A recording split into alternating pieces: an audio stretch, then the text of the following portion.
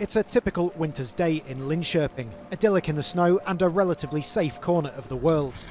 But a surge in gun crime here and nationwide has made Sweden one of the worst countries in Europe for gangland shootings. Last year in Linköping, we had 12 shootings and 5 killings. Previously, we had 1 shooting a year. The situation in Sweden is being driven by drugs and money in a totally different way to how it used to be. Police say 15 gang conflicts are underway in Stockholm alone, mainly in the suburbs. A report from the National Crime Prevention Council has shown Sweden as the only country in Europe where gun deaths are rising, with 4 killings per million people against the continental average of 1.6.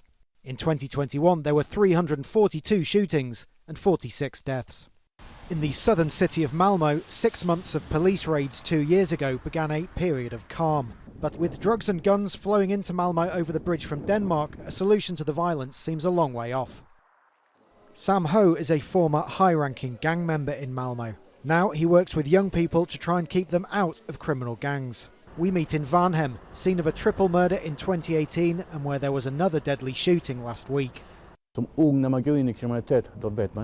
Young gang members don't realize what they are getting into, but things escalate quickly. They don't have trust in the authorities, and they don't have other opportunities. Study, wait for a good job. They don't have patience for that. It's fast money that counts. This isn't only affecting people in the criminal underworld. In 2019, a young mother was shot dead here on the streets in Malmö. A year later, a 12-year-old girl was caught in crossfire in Stockholm. For the most part, it's young men, often teenagers, who are killing and being killed.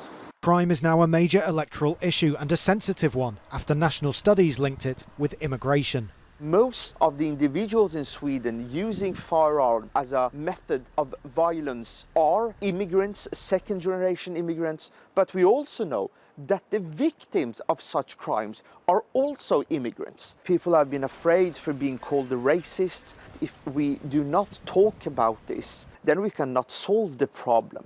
New Prime Minister Magdalena Andersson has already toughened rhetoric on immigration, and Sweden's open doors policy for refugees is long gone. That's partly in response to the right-wing Sweden Democrats becoming an integral part of the opposition. With an election this year, Sweden must now weigh its traditionally tolerant values against the death toll on its streets. Rhys, Jazeera, Malmö.